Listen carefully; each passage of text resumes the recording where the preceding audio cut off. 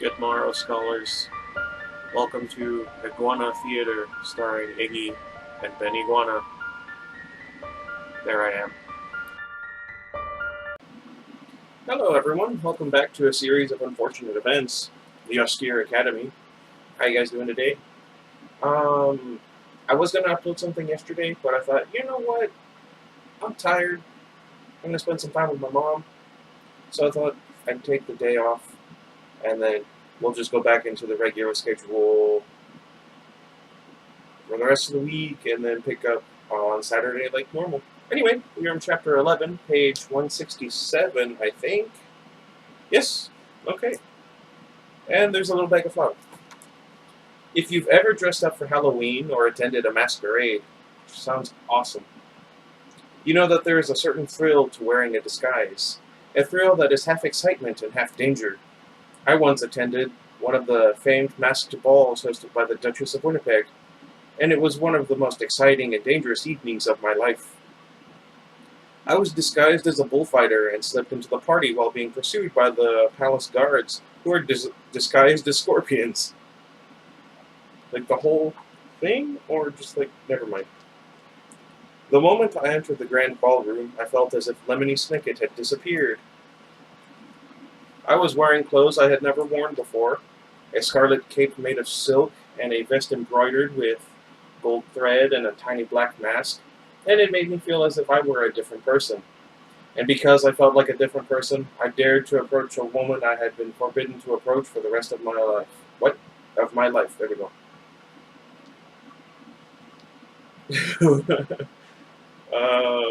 What? She was alone on the veranda. I pronounced that as white as I possibly could. No offense.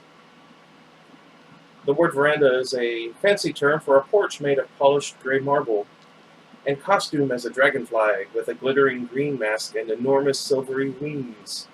As my pursuers scurried around the party trying to guess which guest was me, I slipped out to the veranda and gave her the message I'd been trying to give her for 15 long and lonely years. Uh-oh. Uh-oh. Beatrice, I cried, just as the scorpion spotted me. Count Olaf is... I cannot go on. It makes me weep to think of that evening, and of the dark and desperate times that followed, and in the meantime I'm sure you're curious what happened to the Baudelaire orphans and the Quagmire triplets after dinner that evening at Prufrock Prep. Oh, good grief. I want to know what he was going to say. I suppose it shall just be another riddle for the ages, which would actually be a really good name for this series if it didn't already have one. Anyway,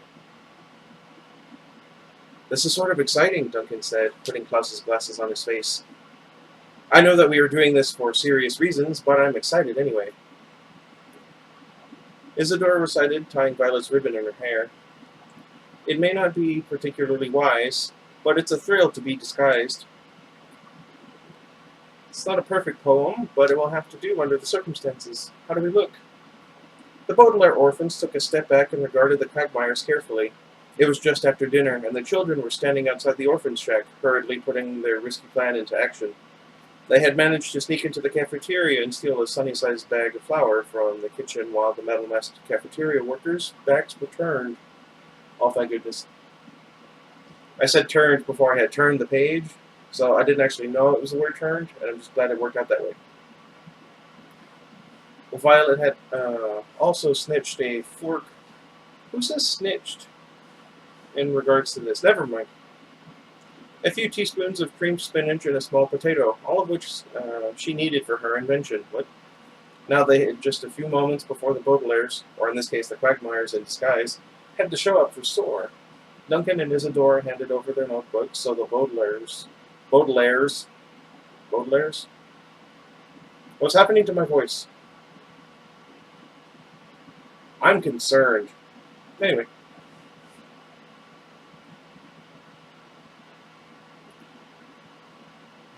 Let's see. Where was I? so the Baudelaires could study for the comprehensive exams, and switched shoes so the Quagmires' laughs would sound exactly like the Baudelaires. Now, with only seconds to spare, the Baudelaires looked over. I can't unhear the way I'm pronouncing it. Looked over the Quagmire's disguise, and realized instantly just how risky this plan was.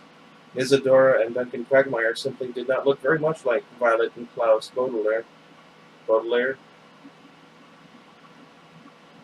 Duncan's eyes were of a different color from Klaus's, and Isadora had different hair from Violet's, even if it was tied up in a similar way. Being triplets, the Quagmires were the exact same height, but Violet was taller than Klaus because she was older, and there was no time to make small lifts for Isadora to mimic this height difference. But it wasn't really these small physical details that made the disguise so unconvincing. It was the simple fact that the Baudelaires and the Quagmires were different people, and a hair ribbon, a pair of glasses, and some shoes couldn't turn them into one another any more than a woman disguised as a dragonfly can actually take wing and escape the disaster awaiting her. That's depressing. I know we don't look much like you, Duncan admitted after the Baudelaires had been quiet for some time. But remember, it's quite dark on the front lawn. The only light is coming from the luminous circle. We'll make sure to keep our heads down when we're running so our faces won't give us away. We won't speak a word to Coach Genghis so our voices won't give us away. And we have your hair ribbon, glasses, and shoes so our accessories won't give us away either. We don't have to go through with this plan, Violet said quietly. We appreciate your help, but we don't have to try and fool Genghis. My siblings and I could just run away right now, tonight. We've gotten to be pretty good runners, so we'd have a good head start on Coach Genghis. We could call Mr. Poe from a payphone somewhere, Klaus said. Zubu, Sonny said, which meant, or attend a different school under different names. Those plans don't have a chance of working, Isadora said. From what you've told us about Mr. Poe, he's never very helpful. That's for sure. Again, go watch the Netflix series if you haven't already. Not sponsored by Netflix. Then again, it would be great if the ad for the video ended up being for Netflix. Anyway.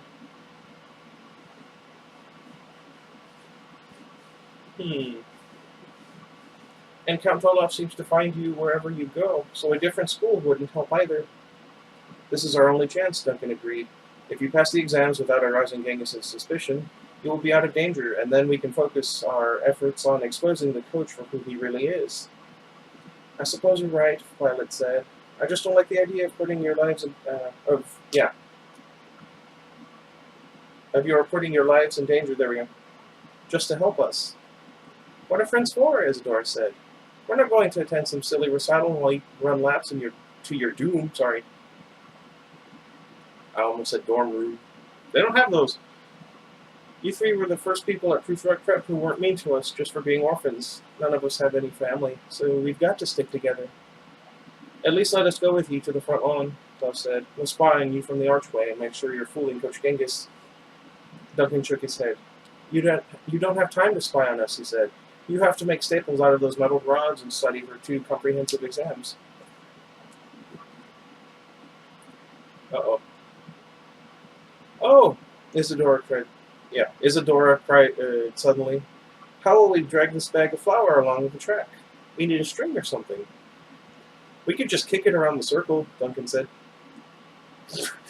No, Klaus said. If Coach Genghis thinks you're kicking your baby sister, he'll know something is up. I know, Violet said. She leaned forward and put her hand on Duncan's chest, running her fingers along his thick wool sweater, until she found what she was looking for.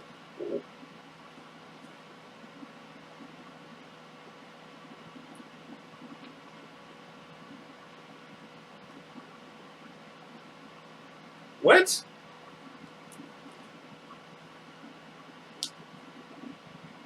A loose thread. That doesn't make it much better.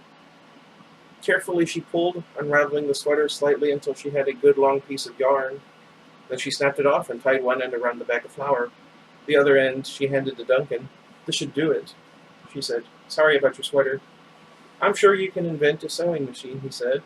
When we're all out of danger. Well, we'd better go. Isadora, Coach Genghis will be waiting. Good luck with studying. Something very bad's about to happen. Anyway, good luck with running laps, Klaus said. I like how I switched their inflections that I have. The Baudelaires took a long look at their friends. They were reminded of the last time they saw their parents, waving goodbye to them as they left for the beach. They had not known, of course, that it would be the last moment they would spend with their mother and father, and again each of the Baudelaires had gone back to that day in their lives, wishing they had said something more casual, or something more than a casual goodbye. Violet, Klaus, and Sunny looked at the two triplets and hoped that this was not such a time when people they cared for would disappear from their lives forever. But what if it were? If we never see... Oh, Violet stopped, swallowed, and began again. If something goes wrong... Duncan took Violet's hands and looked right at her. Violet saw, behind Klaus's glasses, the serious look in Duncan's wide eyes. Nothing will go wrong, he said firmly, though of course he was wrong at that very moment. Nothing will go wrong at all. We'll see you in the morning, Baudelaires. Isadora nodded solemnly and followed her brother and the bag of flour away from the orphan's shack. Shack? The Baudelaire orphans watched them walk toward the front lawn until the triplets were merely two specks, dragging another speck along with them. You know, Klaus said as they watched them, from a distance in the dim light, they look quite a bit like us. Oh, my chest. Ibex, Sunny agreed. I hope so, Violet murmured. No! I hope so. But in the meantime, we'd better stop thinking about them and get started on our heck of a plan. Let's put our noisy shoes on and go to the shack. Or into the shack. I can't imagine how you're going to make staples, Klaus said, with only a fork, a few teaspoons of creamed spinach, and a small potato. That sounds more like the ingredients for a side dish than a staple-making machine. I hope your inventing skills haven't been dulled by a lack of sleep. I don't think they have, Violet said. It's amazing how much energy you can have once you have a plan. Besides, my plan doesn't only involve the things I've snitched. It involves one of the orphan shack crabs and our noisy shoes. Now, when we all have our shoes on, please follow my instructions. Oh! The two younger Baudelaires were quite puzzled at this, but they had learned long ago that when it came to inventions, Violet could be trusted absolutely. In the recent past, she had invented a grappling hook, a lockpick, and a signaling device.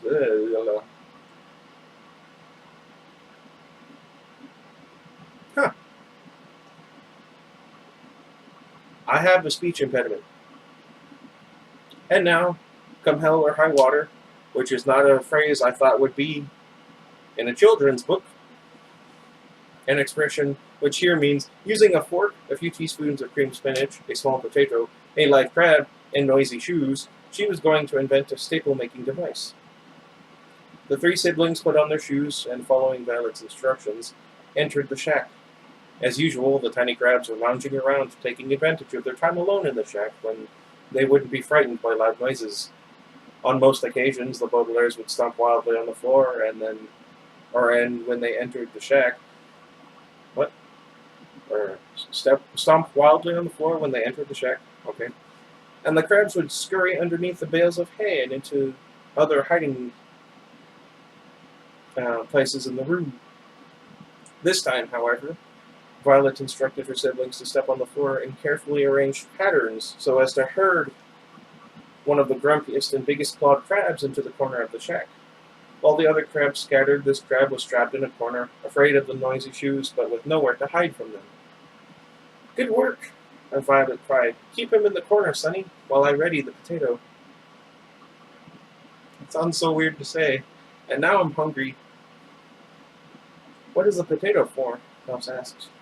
As we know, Violet explained as Sunny tapped her little feet this way and that to keep the crab in the corner. These crabs love to get their claws on our toes. I specifically snatched a potato that was toe-shaped. You see how it's curved in a sort of oval way, and that little bumpy part there looks like a toenail? You're right, Klaus said. The resemblance is remarkable, but what does it have to do with staples? Well, the metal rods that Nero gave us are very long and need to be cut cleanly into small, staple-sized pieces. While Sonny keeps the crab in the corner, I'm going to wave the potato at him. He, or she, come to think of it. I don't know how to tell a boy crab from a girl crab. It's a boy, Klaus said. Trust me. Well, he'll think it's a toe, Violet continued, and snap at it with his paws. At that instant, I'll yank the potato away and put a rod in its place.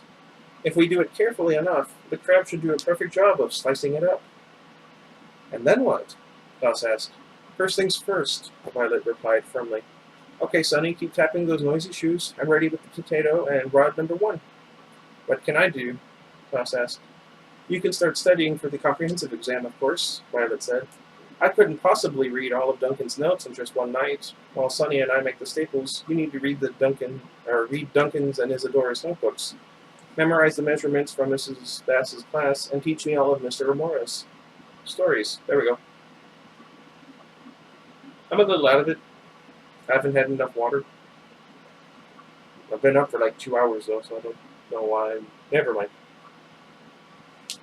Roger, Klaus said. As you probably know, the middle Baudelaire was not referring to anybody named Roger. He was saying a man's name to indicate that he understood what Violet had said and would act accordingly. And over the course of the next 2 hours, that's exactly what he did. While Sonny used her noisy shoes to keep the crab in the corner, and Violet used the potato as a toe and the crab's claws as clean cutters. There we go. Klaus used the Quagmire notebooks to study for the comprehensive exams, and everything worked the way it should. Sonny tapped her shoes noisily that the crab remained trapped. Violet was so quick with the potato and metal rods that soon they were snipped into staple-sized pieces. And Klaus, although he had to squint because Duncan was using his glasses, read Isadora's measuring notes so carefully that before long he had memorized the length, width, and depth of just about everything. Violet, ask me the measurements of the navy blue scarf. Klaus said, turning the notebook over so he couldn't peek. Violet yanked the potato away just in time, and the crab snipped off another bit of the metal rods. What are the measurements of the navy blue scarf? She asked. Let's see. 2 decimeters long, Klaus recited, 9 centimeters wide, and 4 millimeters thick. It's boring, but it's correct. I don't know. Sonny asked me the measurements of the bar of deodorant soap. The crab saw an opportunity to leave the corner, but Sonny was too quick for it. Soap? Sonny quizzed Klaus, tapping her tiny, noisy shoes until the crab retreated. 8 centimeters by 8 centimeters by 8 centimeters, Klaus said promptly. Sorry. That one's easy. You're doing great, you two. I bet that crab's going to be almost as tired as we are. No, Violet said. He's done. Let him go, Sonny. We have all the staple-sized pieces we need. I'm glad that part of the staple-making process is over. It's very nerve-wracking to tease a crab. I would imagine so. What's next? Klaus said as the crab scurried away from the most frightening moments of its life. Or his life, excuse me. Next you teach me Mr.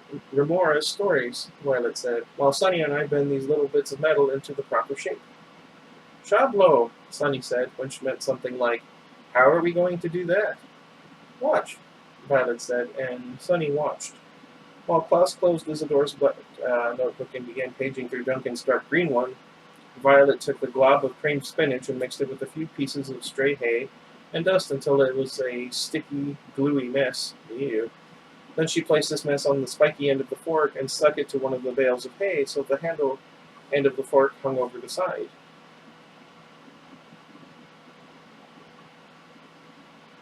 I wonder. Anyway. She blew on the creamed spinach tray, hay, and dust mixture until it hardened. I always thought that the Prufrock Prep's creamed spinach was awfully sticky, Violet explained, and then I realized it could be used as glue.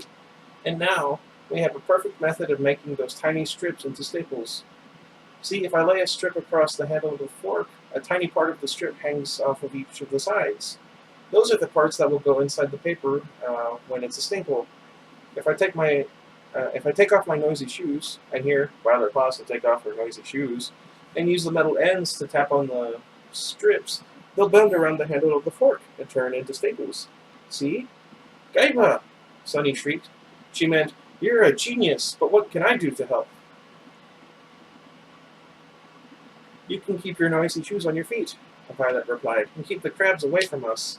And Klaus, you start summarizing stories." "Roger," Sunny said. "Roger," Klaus said, and once again, neither of them was referring to Roger. They meant, once again, that they understood what Violet had said and would act accordingly, and all three Baudelaires acted accordingly for the rest of the night. Violet tapped away at the metal strips, and Klaus read aloud from Duncan's notebook, and Sunny stomped her noisy shoes. Soon, the Baudelaires had a pile of homemade staples on the floor, the details of Mr. Romoro's stories in their brains, and not a single crab bothering them in the shack. And even with the threat of Coach Genghis hovering over them, the evening actually began to feel rather cozy. It reminded the Baudelaires of evenings they had spent with when their parents were alive, in one of the living rooms in the Baudelaire mansion. Violet would often be tinkering away at some invention, while Klaus would often be reading and sharing the information he was learning, and Sunny would often be making loud noises. Of course, Violet was never tinkering frantically at an invention that would save their lives. Klaus was never reading something so boring, and Sunny was never making loud noises to scare crabs. But nevertheless, as the night wore on, the Baudelaires felt almost at home in the orphan's shack. And when the sky began to lighten with the first rays of dawn, did I say that right? The Baudelaires began to feel a certain thrill that was quite different from the thrill of being in disguise. It was a thrill that I have never felt in my life, and it was a thrill that the Baudelaires did not feel very often. But as the morning sun began to shine, the Baudelaire orphans felt the thrill of thinking their plan might work after all, and that perhaps they would eventually be as safe and happy as the evenings they remembered. Sorry.